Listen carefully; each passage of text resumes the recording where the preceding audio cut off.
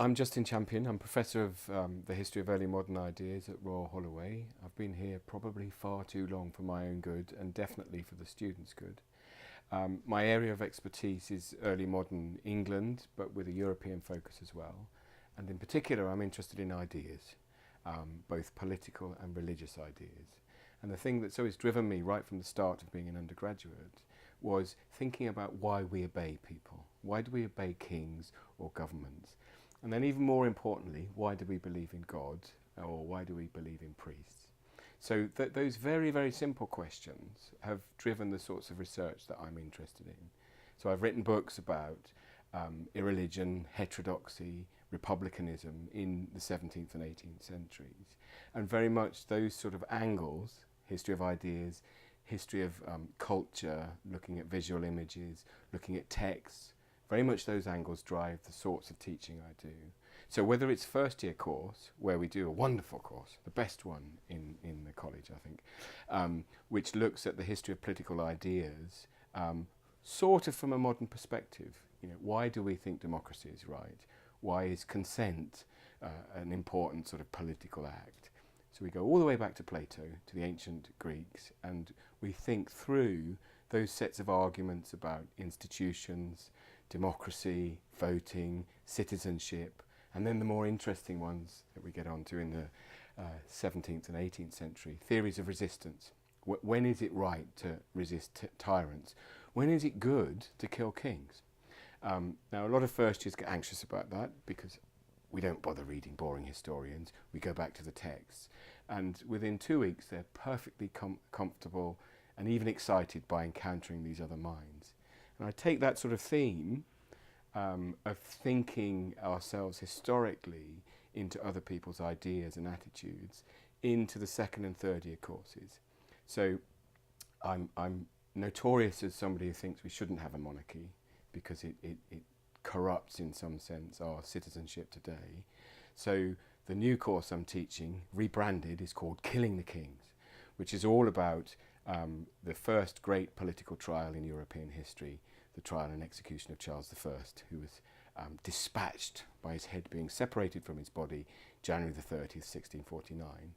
At the end of that century, we got rid of another king. So that course, which looks at the long 17th century into the accession of the Hanoverian monarchy, that course is about how England became modern, how it shed, if you like, the mystery of medieval kingship and modern attitudes to government, to finance, to the economy, to science were created in the 17th century. And finally, in my undergraduate special course, the final third year one, where we spend an entire 2 terms sort of immersed in clandestine literature and pamphlets from the 1650s into the 1720s, we look at the most radical free-thinking minds of their generation and probably of ours. So we look at Hobbes, who believed we're just sort of machines. We look at Spinoza, who was the first man to say, well, you know, actually the Bible is just a book. We think about how it's possible to conceive of politics without thinking about God. So these are the real free thinkers, the first Enlightenment minds. And again, you know, some people find their ideas challenged, but a lot of the time, and this is why I enjoy those sorts of courses, students themselves come up with brilliant new ideas. You know, I've been reading some of these books for 30 years. The students encountering them for the first time ask brilliant questions. And that's one of the beauties about this department. You know, we take the research tool into the teaching seminar. So any student that arrives at Royal Holloway in September, they're not just new, you know, ex-A level students, they're young historians. They're trained to think, to write and to sort of communicate as we would. They're just new at it. So we really privilege and encourage every student sort of engaging with the past for their own purposes. One of the very distinctive things is an emphasis on the public responsibilities of historians. So for a long time, historians, you know, sat in their offices and produced enormously learned books that 4 people read. In this department, we believe we've got a duty to not only communicate with our undergraduates, but to communicate with a much broader public.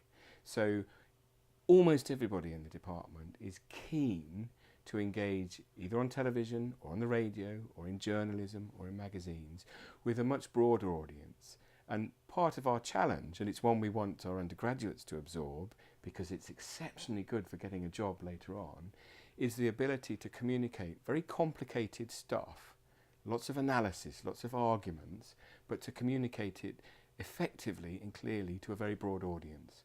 So one of the themes that we've built in both to the undergraduate and now to a new postgraduate course is this emphasis on the ethical responsibilities of the historian to connect with publics.